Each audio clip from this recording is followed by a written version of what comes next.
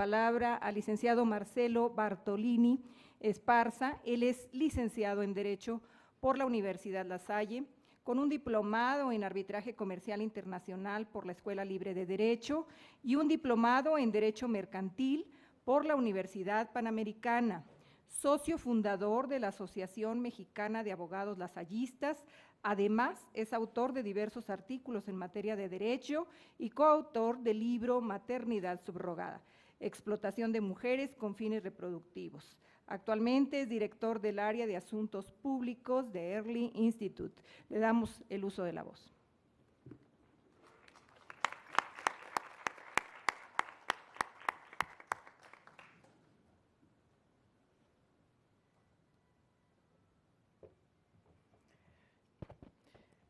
Primero que nada, me gustaría darle las gracias a nombre de Early Institute a la diputada Aurora Cavazos, a la senadora Meli Romero también, por todo el apoyo que nos han brindado para poder participar en este foro y poderles compartir a ustedes algunos datos, algunas reflexiones en torno a la maternidad subrogada que nosotros hemos encontrado que detrás de esta figura vamos a visualizar con mucha frecuencia una auténtica explotación de mujeres con fines reproductivos. Voy a hacer un recorrido rápido porque ya las personas que me anteceden han tenido a bien platicar tanto de la experiencia internacional como nacional, entonces me voy a ir un poco más rapidito por ahí, un recorrido así rápido y nos vamos a centrar quizá en la tercera parte. ¿Le podemos dar? A nivel internacional, ¿cuál es la tendencia? Como bien indica nuestra invitada especial, Kaisa Eichmann, la tendencia internacional, si bien es cierto, no existe una declaración o un tratado internacional que defina la postura al respecto, lo que sí encontramos básicamente son dos tipos de tendencias que vamos a documentar en las siguientes láminas. ¿Para abajo? La tendencia en los países desarrollados. En los países desarrollados, por lo general, buscan proteger a sus mujeres. De esta manera vamos a encontrar que en Alemania la práctica está prohibida por ser vista como comercio de personas, en Australia se restringe principalmente la parte comercial, en Canadá, en China también se prohíbe. ¿Le podemos dar a la siguiente? En Dinamarca esta práctica también se prohíbe cuando especialmente hay un pago, en España se prohíbe, Francia se prohíbe, Países Bajos se prohíbe, Portugal se prohíbe. En términos generales, o encontramos una prohibición en términos absolutos o vamos a encontrar una restricción importante para impedir que se esté usando a las mujeres como pies de cría. ¿Vamos? ¿Qué opina el Tribunal Federal Suizo al respecto? Salió un encabezado de una nota de prensa recientemente que decía "Child is not a commodity". En español, los niños no son una mercancía. Los niños no son objetos de comercio. El Tribunal Federal Suizo comenta que el reconocimiento de la paternidad de un hijo nacido mediante gestación subrogada en favor de una persona con quien no tiene ningún vínculo biológico o genético es fundamentalmente incompatible con los juicios de valor jurídico y ético prevalecientes en Suiza. Cualquier forma de gestación subrogada es contraria a la Constitución suiza. Estamos hablando de mayo del 2015. Son fenómenos que han estado sucediendo con mayor frecuencia a partir del 2014 a la fecha. La siguiente, por favor. Cuando platicamos de esta problemática social con nuestros legisladores, con los senadores aquí presentes, con nuestros diputados, y les decimos cuáles son nuestras inquietudes, cuáles son las preocupaciones que nos llevan a tomar el micrófono y platicar de eso con ustedes, nos preguntan, bueno, ¿y cuál es la tendencia? ¿Cuál es la postura que encontramos en los países desarrollados? ¿Qué es lo que han hecho los que ya han regulado? Creo que la postura que ha adoptado el Parlamento Europeo en noviembre del año pasado y que se ratificó en marzo de este año es especialmente significativa. Llamo su atención en los términos claros con los que se expresa.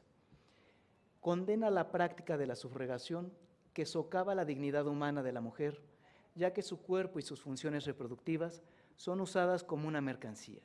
Considera que la práctica de la gestación subrogada implica la explotación reproductiva y el uso del cuerpo humano con fines de lucro o cualquier otro.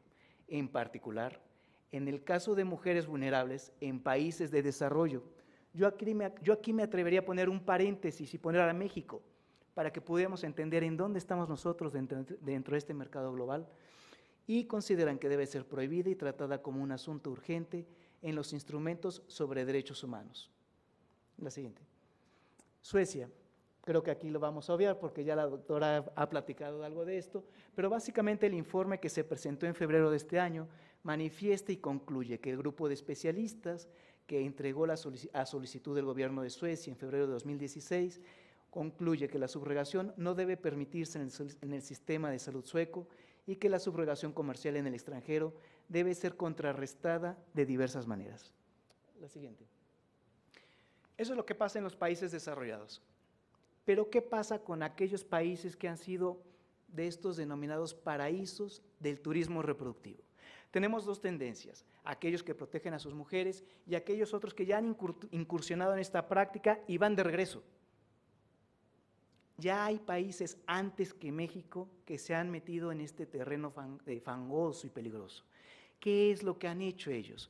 Como bien apuntaban ya las personas que me anteceden, la India, después de tener estas granjas de mujeres que no pueden abandonar, que están custodiadas con personas armadas, que no pueden salir hasta que entreguen a sus hijos a entera satisfacción del cliente que paga una gran cantidad de dólares a cambio de ellos y que genera una expectativa de consumidor.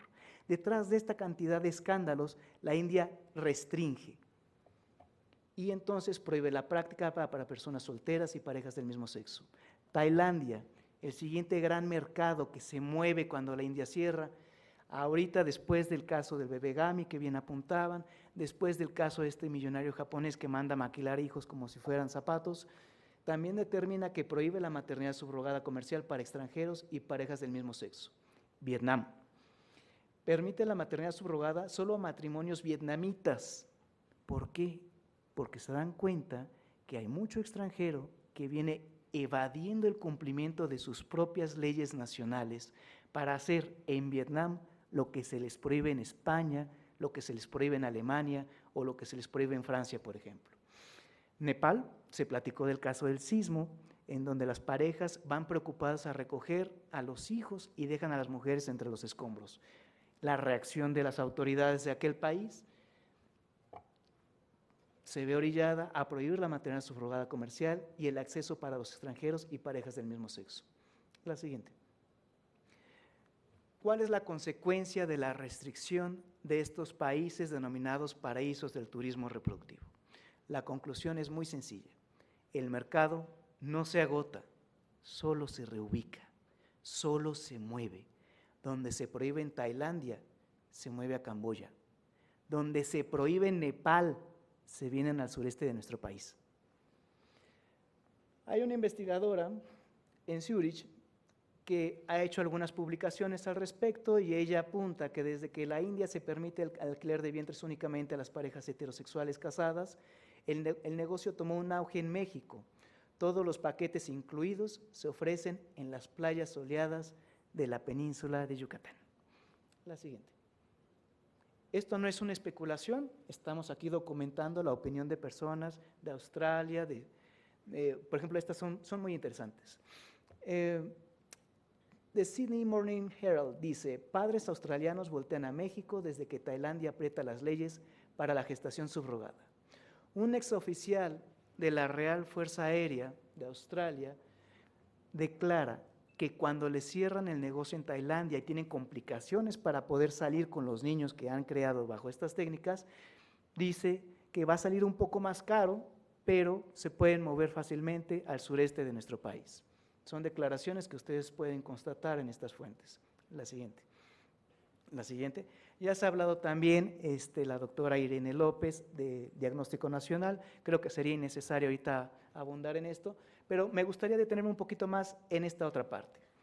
Ya se habló de los casos internacionales y en México se preguntan, ¿a poco esto sucede aquí? Hay algunas inclusive organizaciones que se dicen feministas que buscan proteger los derechos de las mujeres siempre y cuando tengan la capacidad para pagar.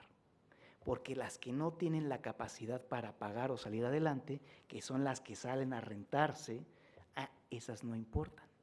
Entonces, es un feminismo que a mí se me antoja un tanto complicado y difícil de sustentar.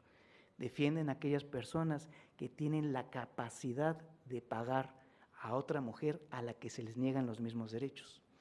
Y hablando de los casos en nuestro país, creo que también sería muy enriquecedor que pudiéramos saber qué es lo que está pasando en nuestra propia patria, más allá de Nepal, de Tailandia o de otros países. Vamos a tener algunas muestras. Tenemos ¿puedes pasarte al anterior, por favor? Diarios nacionales e internacionales para que no vayan a creer que la cosa está truqueada, ¿verdad? Le Figaro. Le Figaro es uno de los principales diarios de Francia y en Le Figaro hay un artículo que dice: México, el dorado de la maternidad subrogada. Le estamos compitiendo a Tailandia, le estamos tratando de ganar a Nepal en el mercado internacional de vientres de alquiler. Y en Francia, ¿qué es lo que hacen? Denuncian esta práctica, exponen varios de estos terribles casos para que no se queden únicamente con el discurso de los solicitantes que no pueden tener hijos y que argumentan tener un derecho. Se está mostrando la otra cara de la misma moneda. The Guardian. El boom de la subrogación en México conlleva historias de dinero perdido y embriones robados. La siguiente. CNN. Pareja estadounidense cuenta que no les es posible salir del país debido a que las autoridades mexicanas no les entregan el certificado de nacimiento para su hijo nacido de maternidad subrogada. Hubo por ahí un caso también muy sonado de una pareja del mismo sexo de nacionalidad española que no podía salir de nuestro país y decían que llevaban meses y trámites y que no podían abandonarlo y que estaban con sus gemelos atorados. Ellos decían varados, era la expresión. Nos encontramos varados en la República Mexicana y en Cancún y nadie nos hace caso y nuestro consulado, en lugar de escucharnos y protegernos, no hace nada. A lo mejor valdría la pena que alguien les comentara a estas personas que el consulado de su país pudiera no estarse involucrando por una simple razón. Esto es un ilícito en España. Está prohibido en el artículo 10 de la Ley de Reproducción Asistida y vienen a hacer con las mexicanas lo que les prohíben hacer con las españolas. Otra muestra, CBC News. Pareja canadiense que recibió gemelos de nacimiento prematuro luchan por llevarlos a su país para que reciban la atención médica adecuada. Hubo por ahí una expresión de una pareja que se me hizo burda, se me hizo muy grosera, se me hizo humillante. Decían que habían venido desde Australia a nuestro país, un país del tercer mundo, para poder tener a su hijo, y eso precisamente era lo que les estaba ocasionando los problemas para poder abandonarlo, que habían venido a un país del tercer mundo. Yo me pregunto, ¿y por qué vienen a un país del tercer mundo a buscar a las mujeres en situación de vulnerabilidad y no se quedan en Australia? ¿Por qué si es tan bonito esto? ¿Por qué si es tan altruista? ¿Y por qué si hay tanto amor? No lo hacen con sus primas. ¿Por qué tienen que venir a buscar a nuestras mujeres en situación de pobreza?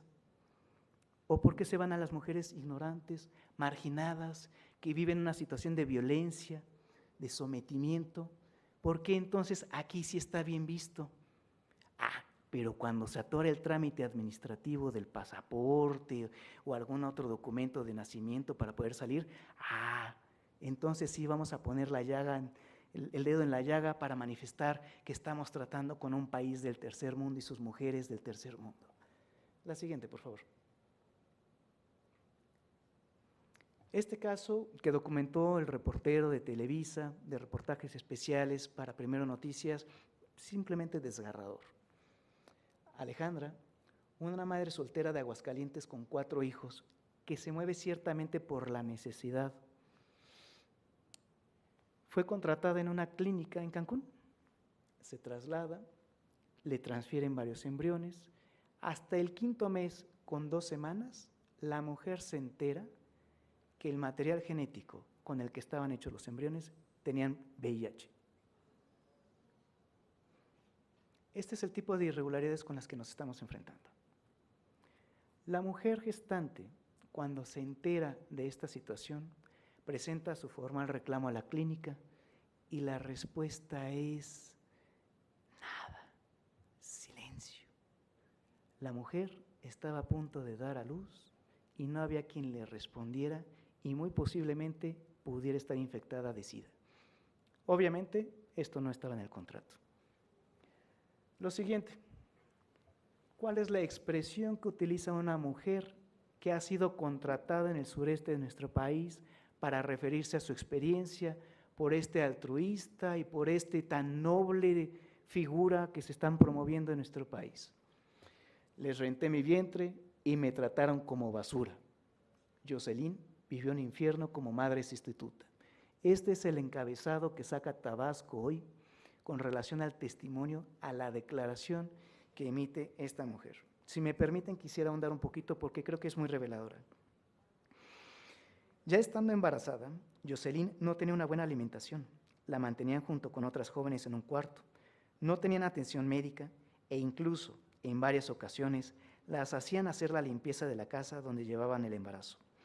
Derivado de esas condiciones en que estaban, ella agarró una infección urinaria muy fuerte, provocándole mucha fiebre, lo que al final provocó la muerte del bebé cuando contaba con 5 meses y 15 días de gestación.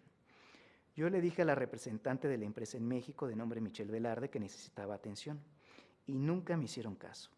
Me trajeron a Villahermosa. Hablé con la coordinadora en Tabasco, Denise Araujo, y solo me dijo que fuera a una farmacia del ahorro. Yo, al sentirme muy mal, me fui a un hospital privado para atenderme, pero antes de mi segunda cita perdí al bebé. Y cuando quise buscar de nuevo a estas personas, me dijeron que como había perdido al producto, ya no trabajaba con ellos. Pero no fue la única que vivió este tipo de tratos por la empresa de fertilidad, añade Jocelyn, pues asegura que durante los casi 5 meses que trabajó allí, ella vio al menos que 3 bebés murieron. Para esas personas no les importábamos. Nos decían que éramos objetos nada más, prácticamente nos tratan como una basura. A mí solo me pagaron 13,000 pesos, pero estuve a punto de perder mi vida, por eso quiero justicia. El caso de Jocelyn se pudiera complementar con el de Sofía, que vendía helados por 580 pesos a la semana y por eso se vio orillada a tomar una de estas ofertas. Pero ¿por qué no hablar del caso de Clemencia López Carmona, que comenzó a sufrir dolores de vientre, migrañas y pérdida de sangre, pero la agencia no la tomó en serio y no recibió ninguna atención médica?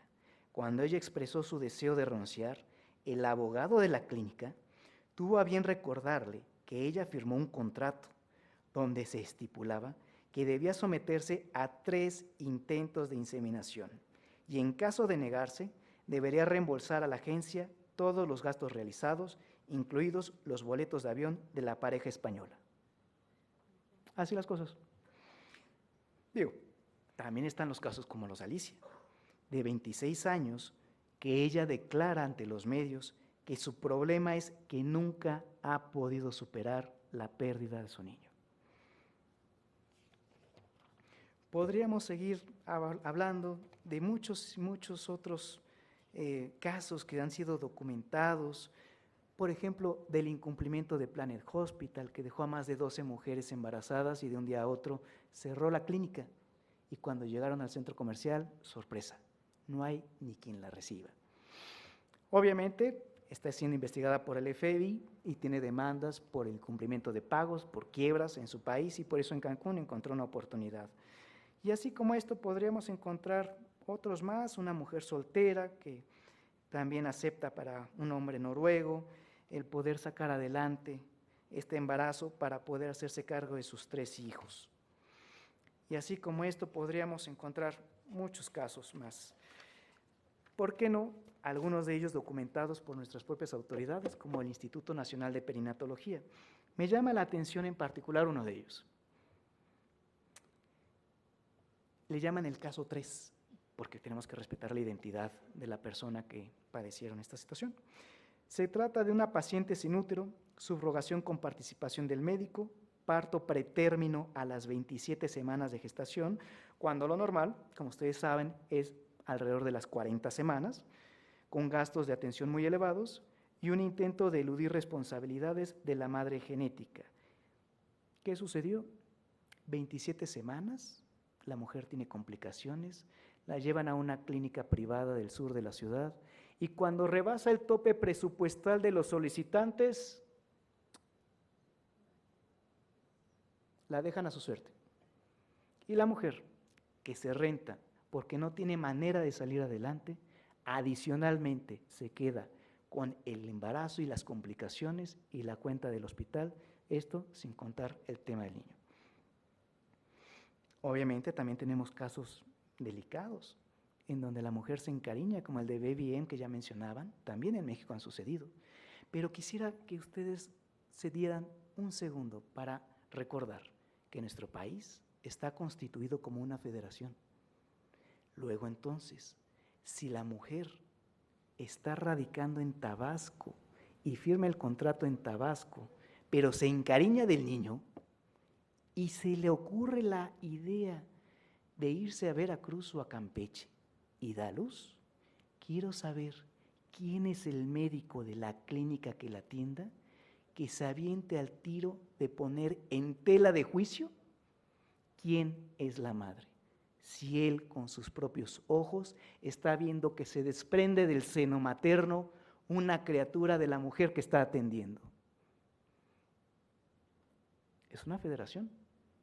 Qué delicado que haya casos aislados que pretenden permitirlo, como en Sinaloa y Tabasco, sin tomar en consideración que tenemos una materia concurrente en salud derivada del artículo 4 constitucional,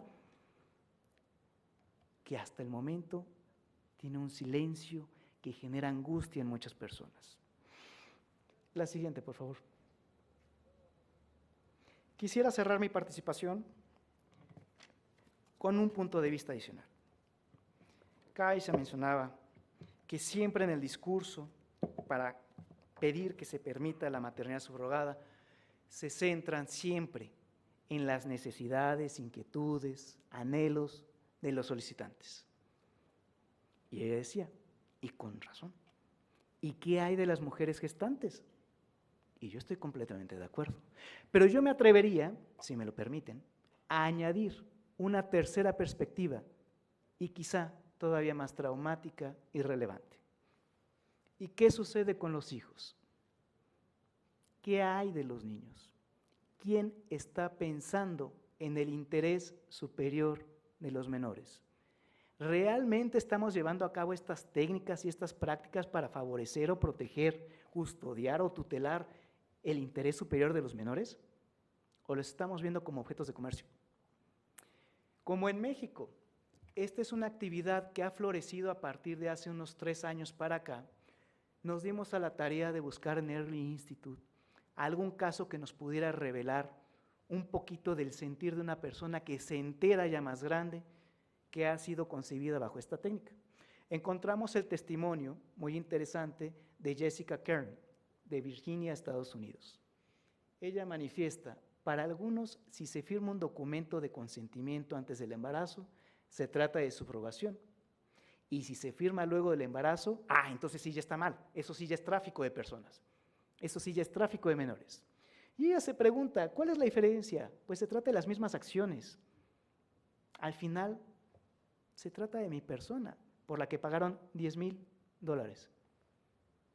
La mayor parte de las consideraciones respecto a la subrogación se centran en los adultos y en lo que ellos quieren, pero a menudo no es para el interés superior de los niños. Y lo dice en primera persona, porque sabe que ella fue concebida a través de la gestación subrogada. A ella no le preguntaron, ella se entera que pagaron $10,000 a cambio de su entrega, y cuando ella entra en la adolescencia, esta fase que todos ustedes conocen, en donde una persona va definiendo su identidad, va construyendo su carácter, va tratando de hacer su persona, se entera que puede llegar a tener hasta 6 personas de manera simultánea que guardan un vínculo de filiación con ella. Quizá a alguno les haga ruido, ¿cómo que 6? Ahí les va, son aritméticas bien fáciles. Tenemos una pareja que está dispuesta a pagar a cambio de un hijo. La pareja puede ser soltero, casado o concubino, llevamos 2. Pero como también se admite la opción heteróloga, es decir, con el óvulo y el espermatozoide de terceros, vamos a tener padres genéticos que pudieran no ser coincidentes. Y como necesitamos una mujer gestante que haya acreditado ser madre previamente para que pueda demostrar su aptitud de ser nuevamente madre, concluimos con facilidad que esta mujer ya ha tenido hijos. Y si tiene hijos, o está casada o unida en concubinato, de suerte que cualquier hijo que nazca del matrimonio, por presunción de ley, obviamente corresponde la paternidad al esposo o al concubino. De esta manera, cuando el niño crece y se entera de esta realidad, creo que no estamos pensando en su interés superior. Creo que no estamos pensando en lo que es mejor para los niños. Posiblemente lo que sucede es que nos hemos quedado con un discurso romántico, idealista y trasnochado de los años 70 y 80, en donde decían que esto se hacía de manera altruista. Por ahí la doctora Irene López mencionaba que esto vale 2.3 billones de dólares al año en la India.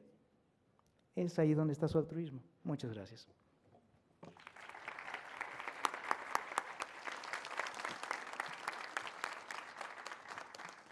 Bueno, sin duda, la participación